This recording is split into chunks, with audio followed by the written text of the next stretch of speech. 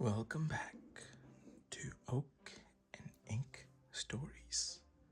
Tonight, we are heading into the heart of a village to visit a very small shop kept by a cat named Ginger and a dog named Pickles.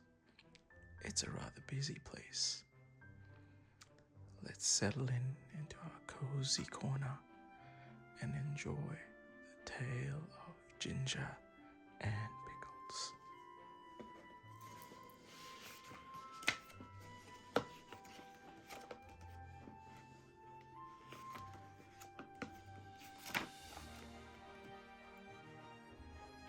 Once upon a time, there was a village shop.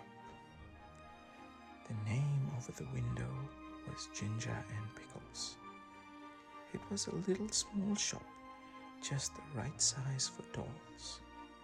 Lucinda and Jane Doll Cook always bought their groceries at Ginger and Pickles.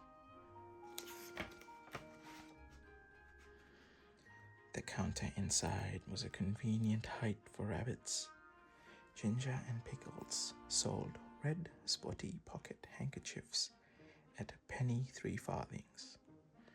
They also sold sugar and snuff and galoshes.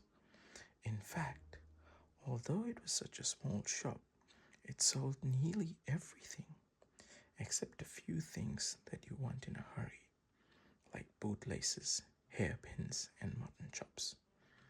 Ginger and Pickles were the people who kept the shop. Ginger was a yellow tomcat, and Pickles was a terrier. The rabbits were always a little bit afraid of Pickles.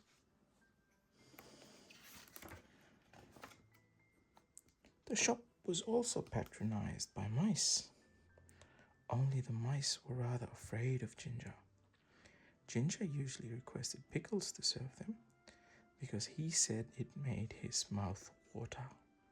"I cannot bear," said he, "to see them going out at the door carrying their little parcels." "I have the same feeling about rats," replied Pickles, "but it would never do to eat our customers. They would leave us and go to Tabitha Twitchit's." "On the contrary, they would go nowhere," replied Ginger gloomily. Tabitha Twitchit kept the only other shop in the village. She did not give credit. Ginger and Pickles gave unlimited credit. Now, the meaning of credit is this. When a customer buys a bar of soap, instead of the customer pulling out a purse and paying for it, she says she will pay another time. And Pickles makes a low bow and says, "With pleasure, madame." And it is written down in a book.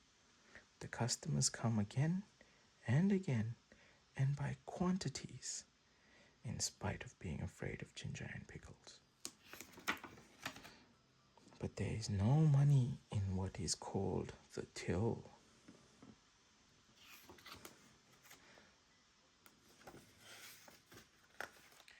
The customers came in crowds every day and bought quantities, especially the toffee customers. But there was always no money. They never paid for as much as a pennyworth of peppermints, but the sales were enormous, 10 times as large as Tabitha Twitchit's. As there was always no money, Ginger and Pickles were obliged to eat their own goods. Pickles ate biscuits and Ginger ate a dried haddock. They ate them by candlelight after the shop was closed. When it came to Jan, first there was still no money, and Pickles was unable to buy a dog license. "It is very unpleasant. I am afraid of the police," said Pickles. "It is your own fault for being a terrier. I do not require a license. Neither does Kep, the collie dog. It is very uncomfortable. I am afraid I shall be summoned. I have tried in vain to get a license upon credit at the post office, said Pickles. The place is full of policemen. I met one as I was coming home. Let us send in the bill again to Samuel Whiskers, Ginger. He owes 22 and 9 for bacon. I do not believe that he intends to pay at all, replied Ginger. And I feel sure that Anna Maria pockets things. Where are all of the cream crackers? You have eaten them yourself, replied Ginger. Ginger and Pickles retired into the back parlor. They did accounts. They added up sums and sums and sums. Samuel Whiskers has run up a bill as long as his tail. He has had 1 ounce and 3/4 of snuff since October. What is 7 pounds of butter at 1/3, and a stick of sealing wax, and 4 matches? Send in all the bills again to everybody, with comps, replied Ginger. After a time, they heard a noise in the shop, as if something had been pushed in at the door. They came out of the back parlor. There was an envelope lying on the counter, and a policeman writing in a notebook. Pickles nearly had a fit. He barked and made little rushes. Bite him, Pickles, spluttered Ginger behind a sugar barrel. He's only a German doll. The policeman went on writing in his notebook. Twice he put his pencil in his mouth, and once he dipped it in the treacle. Pickles barked till he was hoarse, but still the policeman took no notice. He had bead eyes, and his helmet was sewed on with stitches. At length, on his last little rush, Pickles found that the shop was empty. The policeman had disappeared, but the envelope remained.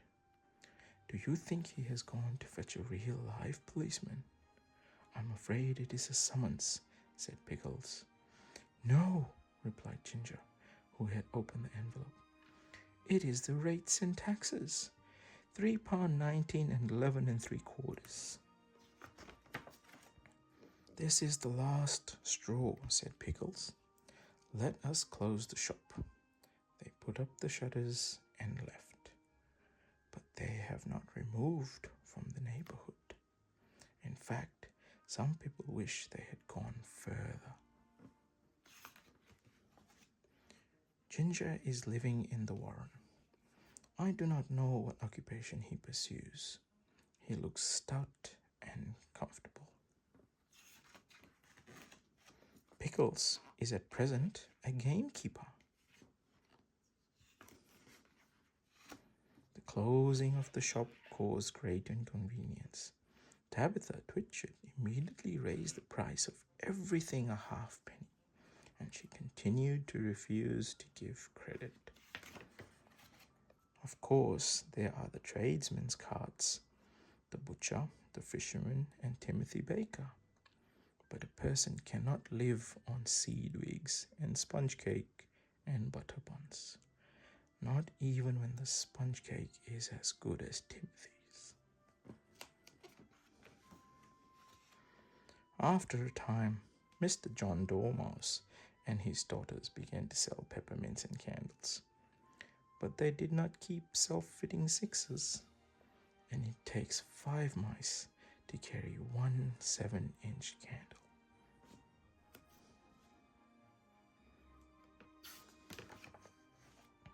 Besides, the candles which they sell behave very strangely in warm weather, and Miss Dormouse refused to take back the ends when they were brought back to her with complaints.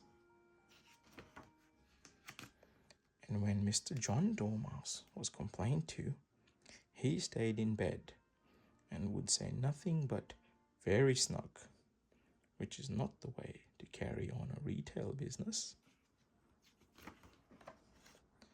So, everybody was pleased when Sally Hennypenny sent out a printed poster to say that she was going to reopen the shop. Henny's opening sale, grand cooperative jumble, Penny's penny prices, come buy, come try, come buy. The poster really was most enticing. There was a rush upon the opening day. The shop was crammed with customers, and there were crowds of mice upon the biscuit canisters. Sally Hennypenny gets rather flustered when she tries to count out change, and she insists on being paid in cash. But she is quite harmless. And she has laid in a remarkable assortment of bargains. There is something to please everybody. The end. And so, the shop closed its shutters, and the village grew quiet once again. Sometimes the best way to end a busy day is to close the door, turn down the lights, and start your rest. Feel yourself settling in. The sounds around you are safe. Sleep well. I will see you in our corner tomorrow. Good night.